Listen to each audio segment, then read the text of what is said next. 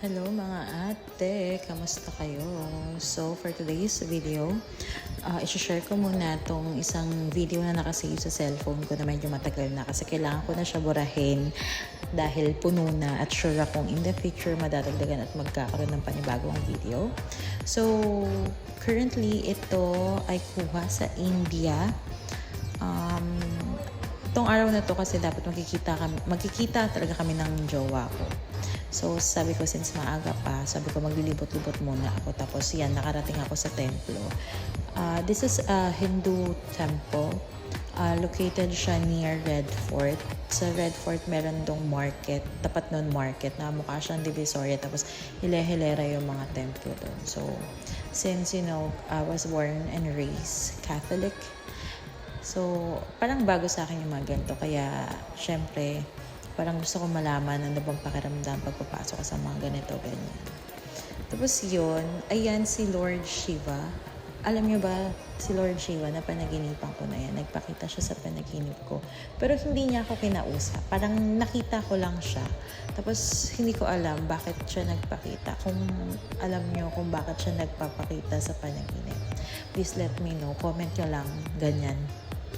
Tapos, alam nyo kasi nung pagpasok ko sa temple na to, na-appreciate ko siya.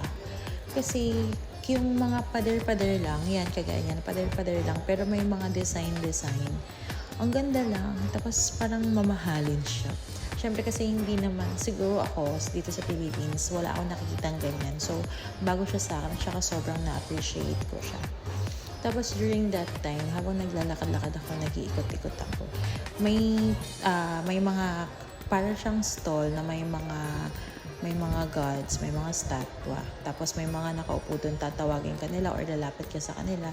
Magbibigay ka sa kanila ng money, tapos bibigyan kanila ng sweet, tapos bilagyan kanila ng parang kung ano man yung nilalagay nila sa noo. Hindi ako familiar kasi parang iba-iba yung nilalagay. May color red, may color yellow, may color orange, ganyan. Wala na akong video nung nilalagyan ako ng color orange sa noo ko. Pero iba yung pakiramdam kasi parang ang tagal akong dinadasalan ni kuya no, ni Baya. Ayun. Tapos yan, yung binigay sa akin na sweet wine, hindi ko talaga alam yung gagawin ko diyan kasi kung kakainin ko ba siya or what. Kasi ewan ko, bago lang sa akin nga kasi mag-isa lang din ako tsaka hindi ako nag-research that time. So ginawa ko, pinicturean ko siya, sinend ko siya sa mga estudyante ko. Tapos sabi ng estudyante ko, kung kakain ako ng meat sa araw na yon, mas maiging wag ko na lang daw kainin yan. Kasi since magkikita kami ng jowa ko at mag-date kami, malamang kakain kami ng something, ng meat, like chicken, ganun. So sabi ko, pwede bang ibigay ko na lang siya sa iba? Sabi niya, pwede naman daw.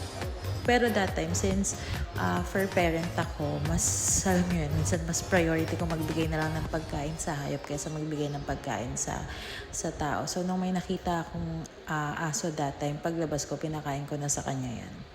Which is okay lang naman daw yun.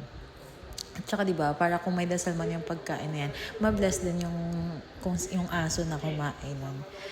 Tapos ayun, yan yung experience ko sa first Hindu temple na napuntahan ko. By the way, nakapaa ba ako dyan? Nakapaa ba ako? Oo, nakapaa yata ako dyan kasi bawal yung nakasapatos dyan. Tapos, pwede mong ibigay yung tsinelas mo sa labas kasi may parang baggage counter dun. Ayun,